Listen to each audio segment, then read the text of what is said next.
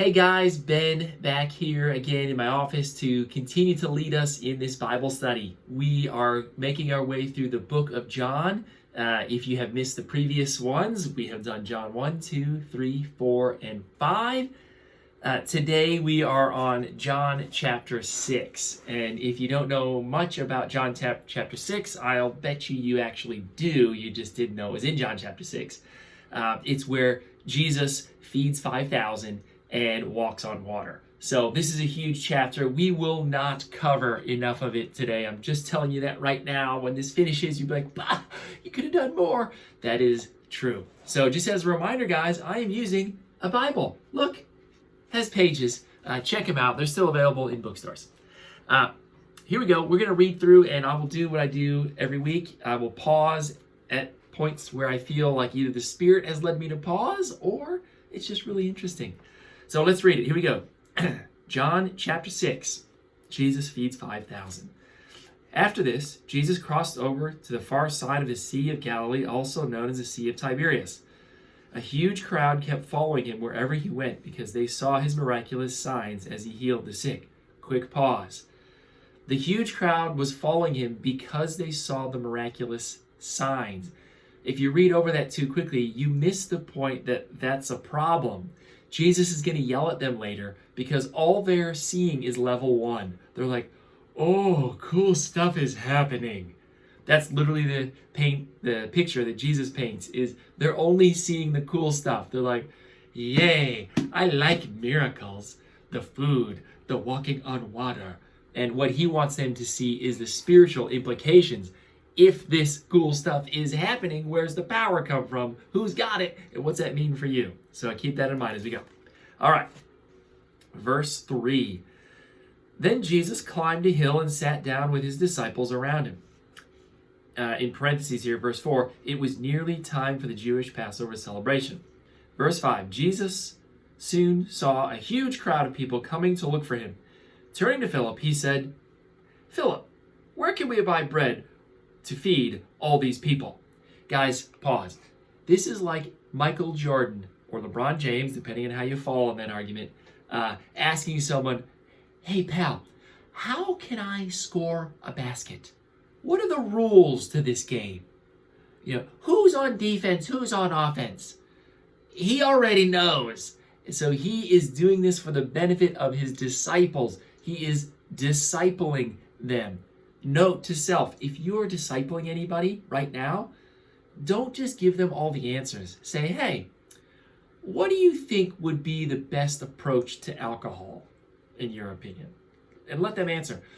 Ask them, hey, you know what? How many hours a day of screen time do you think would be best? I mean, in your opinion. Or, hey, how far is too far with your significant other, in your opinion? Ask those you're discipling that question, even if you have an answer, because people would rather go on their own journey. They would rather hear it out of their own mouth than yours. It will impact them more. So here goes Jesus. Where can we buy bread to feed all these people? Verse 6, he was testing Philip, for he already knew what he was going to do. Verse 7, Philip replied, well, even if we worked for months, we wouldn't have enough money to feed them. I don't know why I made Philip so dumb-sounding, but that's the point. Philip is looking at level 1. He's like, I don't know. We don't have enough money to feed all these people. And Jesus is like, oh my gosh. You've been walking with me all this time. I told you I'm the Son of God in chapter 5. I already healed a lame man in front of you. Philip, look to me. Look to God. That's what he wants him to say. So here we go. Verse 8. Then Andrew, Simon Peter's brother, spoke up. There's a young boy here with 5 barley loaves and 2 fish. Again, but what good is that with this huge crowd in front of us? So this is good for us to see that, number 1, the disciples are human. They also lack the faith. Faith is a scary thing. And it takes a lot to be able to see through reality to put your faith in Jesus. So that's encouraging for you and me. So there's a young boy here with 5 barley loaves, but what good is that with this huge crowd? Tell everyone to sit down, Jesus said. So they all sat down on the grassy slopes. The men alone numbered about 5,000. Now that is a nice little side note for us to recognize that in those days, this is a whole nother comment on social circumstances. They didn't count the women. Sorry, girls. They only counted men, whether that was for practical reasons or it was actually just holding the women down. When they counted crowds, they only counted men. So to say that there were 5,000 means there were definitely like more than that, probably 10 or 15,000, because remember they also didn't count children. So you got men, women, and children that would have been there. So tons of people. So Jesus took the loaves and gave thanks to God and distributed them to the people. Afterward, he did the same with the fish, and they all ate as much as they wanted. So, red flag, a miracle just happened. They took 5 barley loaves and 2 fish and fed somewhere between 10 and 15,000 people. I said it slow for emphasis, because there is no way you chop up that little food into pieces that feed that many people. A miracle just took place. Again, this is where the Bible puts you in that spot of it's either amazing divine revelation of God's Son on earth breaking the laws of physics, okay, and coming to save you, or it's a complete lie, a fake, a fabrication, and it's a fairy tale, and you don't put your faith in fairy tales. So you can't just think this is a good book. This is either life-changing, miraculous accounts of true life events, or it's like really scary and stay away, don't read. I suggest you choose the former. They all ate as much as they wanted. After everyone was full, Jesus told his disciples, "Now gather the leftovers so that nothing is wasted." So here we have all these thousands of people eating from this really tiny amount of food, and Jesus sending out his disciples to gather the leftovers. Hello, where'd they come from? I want to teach you just a very quick lesson here. The miracle that kept happening was when the disciples kept stepping out in faith towards the not enough fish and loaves. We never read in any account of this, it's in Matthew, Mark, and Luke, and John, and we never read that there was a huge pile of fish that materialized when Jesus prayed, or there was a huge pile of bread, right? That wouldn't take any faith on the disciples' part. Jesus would say, "Lord, thank you for this fish and this bread." Oh my gosh, do you guys see these piles of bread?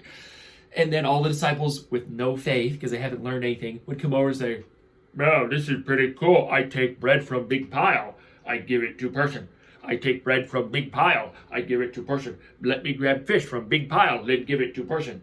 So Jesus wants the disciples to grow in faith. That's why he asked them that question, which he knew the answer to.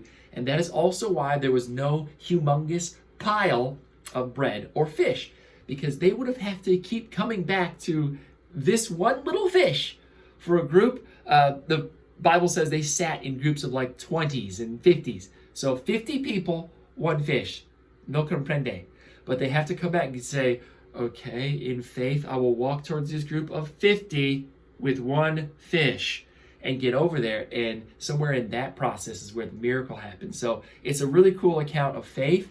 And it's just a reminder to us today that we don't get these huge piles of provisions when God answers prayers. He gives you enough as you continue to step out in faith. And that might be enough to make it in your marriage as you step out in faith and walk with Jesus. Maybe it's enough financially in your bank account. Maybe it's a health issue. Maybe it's a sanity issue. Gives you enough in faith. Don't ever be waiting for a big pile of provisions before you trust God and that he's answering your prayers. We are not going to make it through this chapter. I can feel it already. But I'm just going to finish this section. Verse 13. So they picked up the pieces and filled 12 baskets with scraps left by the people who had eaten from the 5 barley loaves. Guys, I don't care how big those 5 loaves were. The math doesn't make any sense. Let's say there was only 5,000 people and there was 5 loaves this big of bread. You still ain't collected no leftovers. So the miracle happened and the disciples collected these leftovers. So they went from, "We have to work for months to feed all these people," to taking 1 loaf of bread and feeding thousands. So really cool corner that they turned here. So then in verse 14, as we finish this section, when the people saw him do this miraculous sign, they exclaimed, "Surely he is the prophet we've been expecting." When Jesus saw they were ready to force him to be their king, he slipped away into the hills by himself. Okay, we'll leave it there. We'll do verse 16 some other time. So a couple of things to just notice there is Jesus slipped away from earthly leadership. He knows the heart of man, and man wants kings. They want to make earthly kings. They want to have the best rulers possible on earth. There's a lesson in here for us today too, is Jesus is not our earthly king. Like, he's not going to be sitting on a throne in front of you. There is no one person who is Jesus's man or woman on earth, because we're all sinners. So leaders are always going to be flawed. And Jesus didn't want that. He is building a heavenly kingdom. So he knew people were going to say, oh, cool. Can you be our king now? And he's like, no, wrong. What he wants them to do is yes, say cool, but also say, where did that power come from? Pray about it. Seek the Lord. Realize it's from God, because Jesus said as much. I only do what the Father asked me to do. And then because of that, turn the corner. If there's this kind of power in heaven, the fish and the loaves and the walking on water and the healing the lame man, what does that mean for me? How do I need to change my life based on the guy that walks on water? How do I need to change who I marry because of the bread and the loaves, because of that power? If God can heal the lame man through Jesus, what could he heal me of through Jesus? These are the questions that Jesus wants us to ask. Not, oh, cool, can you be our king now? Because kings come and go, but God stays forever. So that's your lesson for today, just in the first 15 verses of John chapter 6. Ask yourselves those questions this week. If God has that kind of power, what does it mean for you? What does it mean for what you eat, what you say, who you date, what you watch, what you listen to? All of those things come into play, and all those things are how you worship the God who has that power. Guys, I love you, and I hope you're learning something as we journey through John together as a youth group and as a church. Have a great week. See ya.